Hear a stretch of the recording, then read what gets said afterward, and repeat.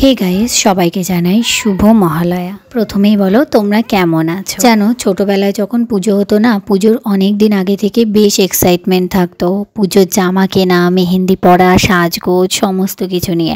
আর মা বেশ কয়েকটা জিনিস কিনে দিত, ওতেই বেশ খুশি হয়ে যেতাম। আর এখন যতই কিনি মন তো ভরেই না, আবার কিনে টিনেও খুশি হই না। অনলাইন অফলাইন সব কিছুতে জামা কেনার একদম তোড়জোড় লেগে যায়, কিন্তু আগে খালি দোকানে গিয়েই জামা কিনতাম, ওই একটা করে। যাই হোক, সময়ের সাথে সাথে সব কিছুই বদলে যাবে, এটাই তো প্রকৃতির নিয়ম, তাই না? আচ্ছা, তোমরা কারা কারা মহালয়া দেখলে বলো তো। এখন মহালয়া দেখতে না আমার একদম ভালো লাগে না, জানো। আগে যখন ভোরবেলায় উঠতাম, এমন অনেক দিন হয়েছে মহালয়া এত মন দিয়ে শুনছি যে কখন যে ঘুমিয়ে পড়েছি বুঝতেই পারিনি। আবার এমনও হয়েছে যে মহালয়া টহালয়া দেখে সকালবেলা 7টায় মহালয়া শেষ হতো, 7টার সময় পড়া থাকতো, মহালয়া দেখতে দেখতেই রেডি টেডি হয়ে চলে যেতাম পড়তে। এখন যেন মহালয়া দেখতে ভালোই লাগে না, তাই না? খুব মনে আছে যে আগে ভোরবেলা ফোন তো ছিল না কাছে, ঠাকুমাকে বলে রাখতাম। আর আমার ঠাকুমা দাদু আগাগোড়ায় ভীষণ ভোরবেলায় ওঠেন, তো ঠাকুমাকে বলে রাখতাম যে অবশ্যই ডেকে দেবে, মহালয়া দেখতে হবে। তো ঠাকুমা ডেকে দিত আর আমরা উঠে মহালয়া দেখতাম। আগে পুজোয় কত প্ল্যান থাকতো, আর মা একটুখানি সন্ধ্যাবেলা নিজের মতো করে সাজিয়ে দিলেই ব্যাস খুশি হয়ে যেতাম। আর এখন যতই সাজি মনই ভরে না, বারবার ড্রেস চেঞ্জ, শাড়ি চেঞ্জ এইসব হয়, তাই না? তোমাদেরও হয় কি না বলো তো? ছোটোবেলায় যখন বড়দের ছাড়া ঘুরতে দিত না বাড়ির থেকে, মানে একা একা ঘুরতে পারতাম না, তখন যাওয়ার কোনো জায়গায় ছিল না, খালি বলতাম যে নিয়ে চলো নিয়ে চলো। আর এখন বড় হয়ে যখন নিজেই যেতে পারি, এখন আর কোনো প্ল্যানই হয় না, সব কিছুই যেন বদলে গেছে। তো যাই হোক, অনেক হলো গল্প। হ্যাঁ, চ্যানেলটা তো এই কারণেই খুলেছি যাতে আমি একা একাই গল্প করতে পারি। তো যাই হোক, এবার দেখো ছবির বিষয়ে আসি। এইটা আমি একটা পেজ থেকে দেখেছি, এটা আমার ভীষণ ভালো লেগেছে এই দুর্গা ঠাকুরটা। তো আমি নিজেও আঁকতে বসে গেলাম। আর ব্রাশ পেন আর ওয়াটার কালারের মধ্যে পার্থক্য কি জানো তো?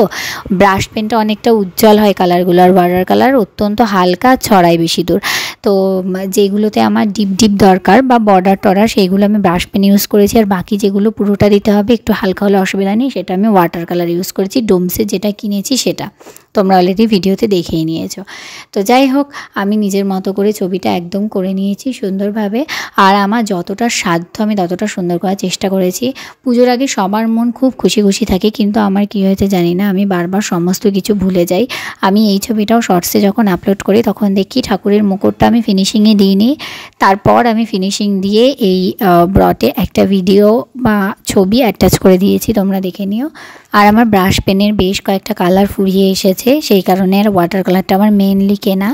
তো যাই হোক, আমার ছবিটা কালার কমপ্লিট হয়ে যাওয়ার পর আমি এখন পেন দিয়ে ডিটেলিং অ্যাড করব। ডিটেলিং বলতে যেইগুলোতে আমার কিছু কিছু মান্ডালা টাইপস করার দরকার, যেইগুলো বর্ডার দেওয়ার দরকার, সেটাই আমি ব্ল্যাক পেন দিয়ে করব।